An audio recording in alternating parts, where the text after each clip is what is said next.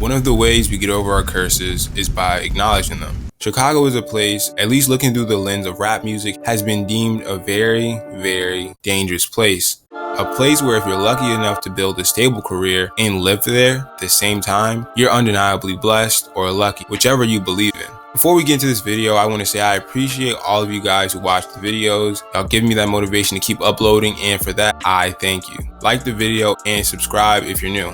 Let's get into it. The interesting while vicious history Chicago and rap music share, it's brought us many greats. There's no denying that. Chicago is a hub for talent that can break out into the mainstream. So when I say it's a curse that seems like it plagues a ton of artists that come from there, it's hard to deny. What I'm saying is that it's almost like an unspoken issue. If you look at history, it becomes more glaringly obvious. While you can attribute this to the gang violence that's such a mainstay in the low-income communities most of these guys come from, if you were to say that, I don't think you would be wrong.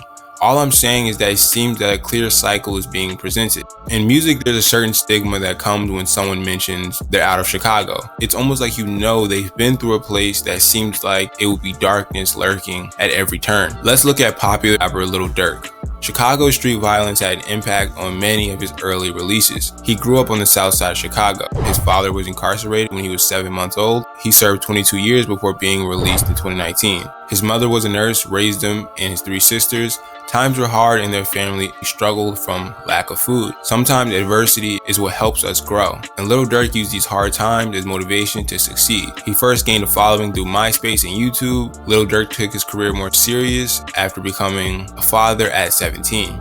Then he would drop out of high school to join the famous street gang in Chicago called the Black Disciples. But with gang life came a ton of trouble. Lil Durk was involved in a rivalry between Chief Keef and rival gangster disciple Joseph Little Jojo Coleman. The feud ended in tragedy after Little Jojo was shot and killed on September 5th, 2012. This Chicago darkness has always followed Durk and impacted the rapper in the decisions he makes for him and the people around him. Look at one of his good friends, famous rapper King Von. He was shot and killed in Atlanta, and his own brother D-Thing was killed in a chaotic scene at Club O in Illinois. Now let's look at the crazy case of Young Pappy. On social media in 2014, he released music videos online taunting rival gang members to take their best shot at him. And they did, but twice when they shot, they killed someone else, igniting a panic among people living here who feared they might be next. Everyone saw it coming with Young Pappy, the police, watchful neighbors, and reporters. Like it was just a matter of time until something would unfortunately happen to Young Pappy. Police locked up the rapper on any charge that might stick, and they made personal pleas to him and to his mother in hopes he would change his ways. But for years, a war raged on Facebook,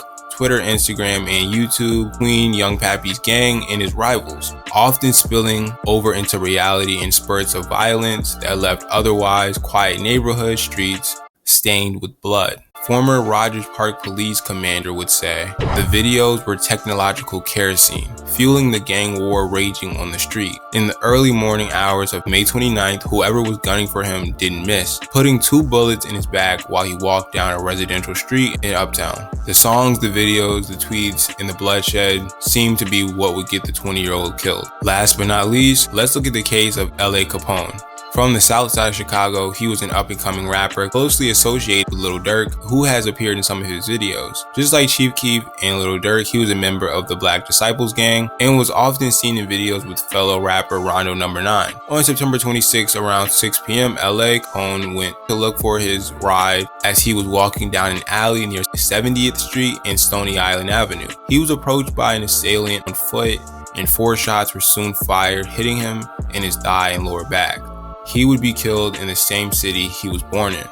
In some ways, all of this illustrates what some people in Chicago are up against. For years all around the world, Chicago has been looked at as a city where young men kill each other for reasons most people, certainly you and I, probably may never understand. Not to say all Chicago artists will suffer a horrible fate. I want to be clear, that's not what I'm saying. Artists like Kanye, Juice WRLD, Chance the Rapper, Common, and many more haven't been themselves a victim of violence like this in Chicago. But you can't deny them living in that place would shape them into who they would become. If you got this far into the video, I appreciate you more than you'll ever know. And I'll see you in the next one. Well, you out of Chi, and Chi is a very dangerous place. And then Yeah. for a guy like you that's winning like that, like, so I was like, is things calming down or is it still on and popping? Then I got worse. I think the year that just passed was like the worst year in a nice amount of years. So like really taking a turn for the worse. I feel like, People need money. People got to go out there and get there like that. and it just You been know, so much going on. and social media definitely plays a major part in it too. You know what I'm saying? Because before dish you on the block, it's just you and a couple of dudes that was out there. Now dish you prime time is like, damn, now we got to go there. Uh huh. For sure. Uh, Social media been playing a big part in it ever since that became a thing. Now we living in the era and day and age where back then the streets was just the streets, but this day and age, social media tied into the streets. Damn near go hand in hand when it shouldn't. That is a fact. That is a fact. Like it shouldn't be. You shouldn't be involved in that social media. You telling on yourself, bro. It's just.